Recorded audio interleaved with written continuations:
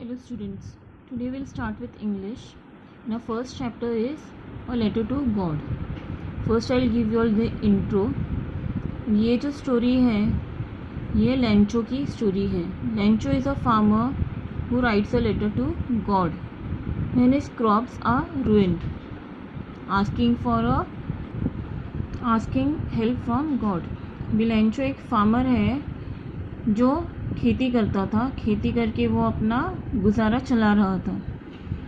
उसके कॉर्न के खेत थे, मकई के, और वो बहुत ही अच्छी हार्वेस्ट भी देते थे.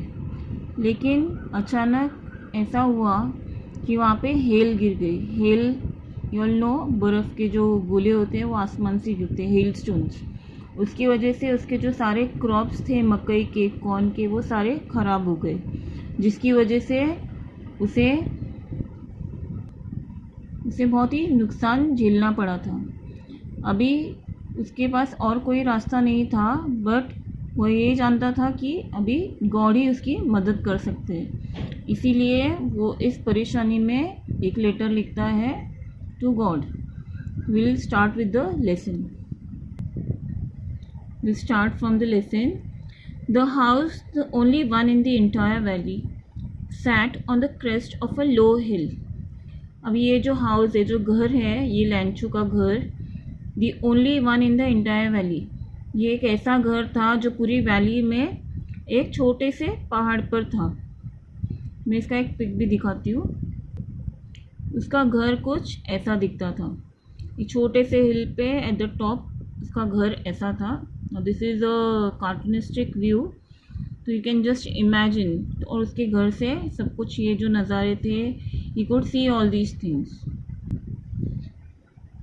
Now what is the meaning of crest? Crest meaning is already given here. It is the top of a hill. एक पहाड़ी की जो चोटी होती है, टॉप होता है, उसे क्रेस्ट बोलते हैं. Now from this height one could see the river and the field of ripe corn dotted with the flowers that always promised a good harvest. तो इसके घर से, इस ऊंचाई से क्या क्या दिखाई देता था? एक रिवर और एक अच्छी फसल, गुड हार्वेस्ट, यानी कि जो फसल हम काटने वाले होते हैं वो. वहाँ से, उसके घर से वो सारे कुछ दिखाई देते थे. The only thing the earth needed was a downpour और एटलीस्ट अ शावर. अभी एक ही चीज़ जो अर्थ को, यानी कि जो धरती को चाहिए थी उस वक्त, वो थी बारिश. डाउनपोर यानी बारिश, शावर यानी बारिश. Through out the morning Lencho, who knew his fields intimately, had done nothing else but see the sky towards the north. अभी सुबह से लेंचो ने सिर्फ एक ही काम किया था, अपने फील्ड्स को देख रहा था और कुछ एक्सपेक्ट नहीं कर रहा था, बल्कि बारिश को एक्सपेक्ट कर रहा था, क्योंकि वो जानता था उसकी फसलें बहुत अच्छी हैं. सिर्फ एक ही चीज़ की कमी है, बारिश की. Next para. Now we are really going to get some water women. Now here the women whom he is talking about is his wife. The woman was preparing supper. तो वो खाना बना रही थी उस वक्त. उसने रिप्लाई किया, उस वुमेन ने, yes, God willing, हाँ, अगर भगवान की मर्ज़ी है. The other older boys were working in the field, while the smaller ones were playing near the house until the woman called to them all. तो जो बड़े बच्चे थे, ओल्डर बॉयज़, यानी कि उनके बच्चे भी थे. जो बड़े थे वो खेतों में काम कर रहे थे, और जो छोटे बच्चे थे वो घर के पास ही खेल रहे थे. तभी वो जो वुमेन है, यानी कि उनकी जो माँ है, उनको बुलाती है, come for dinner. It was during the meal that just as Lencho had predicted. तो जब खाना खाने के टाइम हो गया था, उसी वक्त ऐसा कुछ हुआ जो लेंचो ने प्रिडिक्ट किया था, यानी पहले ही सोच लिया था कि बारिश होगी. Big drops of rain began to fall. बड़े बड़े बारिश की बूंदें अचानक से गिरने लगी. In the northeast, huge mountains of clouds could be seen approaching. तो जब उसने नॉर्थ ईस्ट की तरफ देखा तो बहुत ही भरे हुए बादल जो बारिश के थे वो उसके यहाँ पर नज़दीक आने लगे. The air was fresh and sweet. अब जब भी बारिश होती है उसके पहले हवाएं शुरू हो जाती है और ये हवाएं बहुत ही फ्रेश और स्वीट यहाँ पे एम्प्लीफाई किया है इसको। The man was sent out for no other reason than to have the pleasure of feeling the rain on his body. तो अभी ये जो मैन है ये लैंचो है।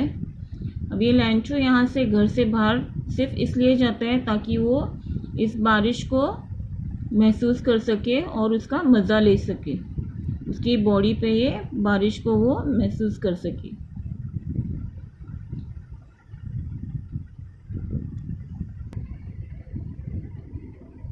These aren't raindrops falling from the sky, they are new coins. The big drops are 10 cents pieces and the little ones are 5s. तो यहाँ पे लेंचो एक्सक्लेम कर रहा है कि ये जो बारिश की बूंदें गिर रही है वो एक्चुअली में बारिश नहीं है बल्कि वो कॉइन्स है। जो बड़े कॉइन्स है वो 10 सेंट्स है और जो छोटे कॉइन्स है वो 5 है। अभी यहाँ पे एक्चुअल में बारिश ही गिर रही है, लेकिन यहाँ पे लेंचो ने इसे रिलेट किया है पैसों से। क्यों? क्योंकि अगर अच्छी बारिश होगी तो उसके जो कॉर्न के क्रॉप्स है वो और अच्छे से हार्वेस्ट देंगे, उससे उसकी कमाई भी बहुत अच्छी होगी। इसीलिए उसने इन बूंदों को जो बारिश है उसे कॉइन्स बोला है। Next para, with a satisfied expression he regarded his field of ripe corn with its flowers draped in a curtain of rain.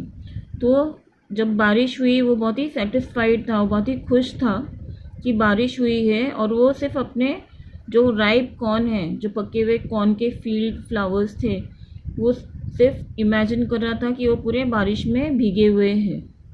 But suddenly a strong wind began to blow and along with the rain very large hail stones began to fall. तो अचानक से एक change हो गया, अचानक से तेज़ हवाएं बहने लगी और जो बड़ी बारिश की जो बूंदे थे वो गायब हो गए और हेल स्टोन्स गिरने लगी। These truly did resemble new silver coins।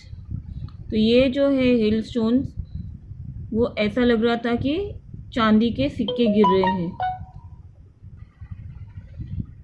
Now the boys, exposing themselves to the rain, ran out to collect the frozen pearls।